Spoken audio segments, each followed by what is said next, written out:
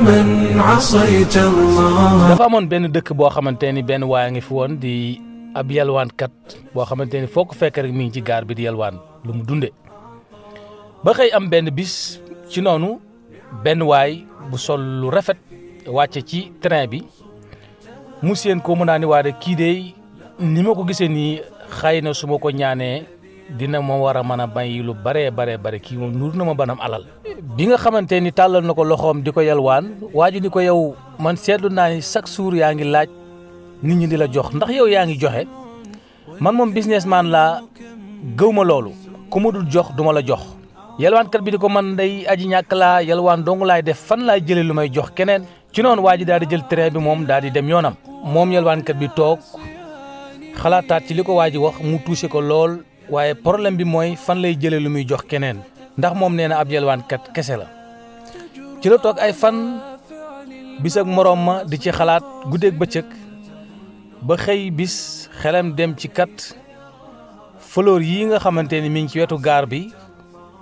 x du ci essayer di jël bu yalwaanee ku ko jox rek mu daal la ciy jox benn xelam daal di ñëw ci idée boobu mu wut ay fleur yu bare yor ko di dugg ci terrain yi di topp gaar bi di dugg ci terrain yi bu yalwaanee ku ko jox rek mu jox la benn fleur bu ndaw a ndaw loolu nag nit ñi apprécier ko lool muy gën di dem di gën di dajale xaalis bu bare baam bis ci biir train bi mu dajeeg businessman ba mu njëkkoon a dajeel mu daal di koy xàmmee daal di dem daal di koy jige daal di ne ko tey de boo ma joxee dara am naa lu ma la jox ci la yëkkati xaalis jox ko mu daal di koy jox fleur bi mooy itam mu accepté ko lool daal di muuñ daal ne ko waaw kay nii la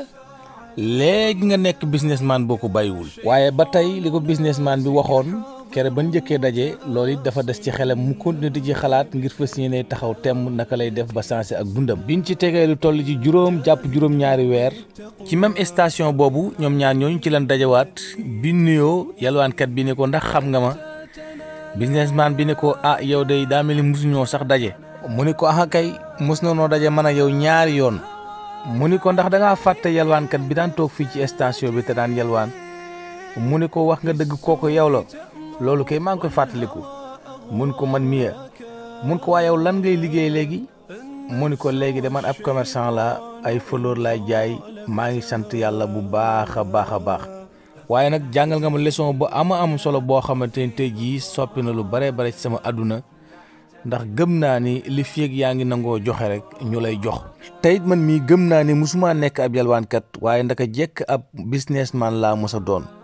xanaa kay sama xel moo nekkoon ci ni man mii kat aw ma dara dama war di yalwaan di nangu waaye aw ma lu ma jox kenn. tey itam nit ñi xaalis boobu nga xamante ni doon nañ ma ko jox ci biir train yi joxuñu ma ko ndax dama doon yalwaan waaye ndekete fleur yooyu ma leen doon jox moom lan ma doon fay.